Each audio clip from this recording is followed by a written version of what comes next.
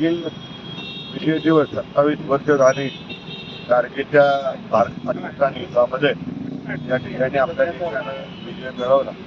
हा विजय मिळवत असताना आपल्या देशाचे अनेक जवान शहीद झाले.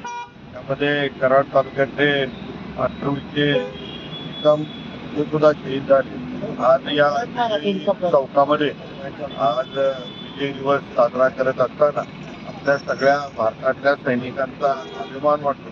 सैनिक सीमेवर आहेत म्हणून भारतातले सगळे नागरिक सुखानं झोप घेत असतात.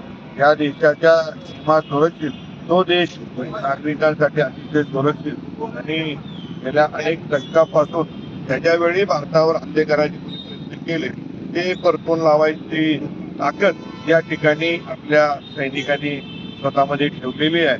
मी खरं तर या सैनिकांना मला धन्यवाद देऊन काही उपयोग नाही, कारण त्यांचं कामच एवढं आहे की ते धन्यवाद या शब्दांना त्यांच्या कामाची व्याख्या होऊ शकत नाही. हे जे काम करते देशासाठी ते अस्मरणीय आहे, सगळ्यांना कौतुकास्पद आहे.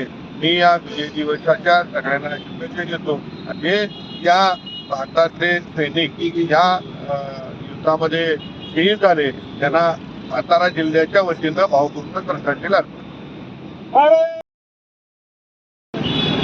साजरा करत आहोत. त्यामध्ये कारगिल युद्धामध्ये 500हून अधिक जवानांना शहीद व्हावं लागलं.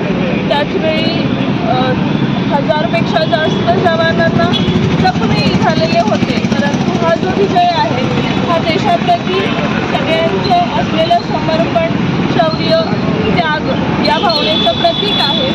आणि आज एवढ्या वर्षानंतर सुद्धा आपण त्यांच्याप्रती एक आपुलकीची भावना, त्यांच्या कुटुंबियांप्रती सुद्धा आपण आपुलकीची भावना ठेवणं आणि त्यांचा एक सन्मान म्हणून आपण आज त्यांना हा दिवस साजरा केलेला आहे आणि आपण आज आदरांजली वाहिलेली आहे. आणि हे आपल्या प्रत्येक भारतीय नागरिकाचं कर्तव्य आहे की आपण त्यांच्याप्रती हे प्रेम, ही निष्ठा ठेवली पाहिजे.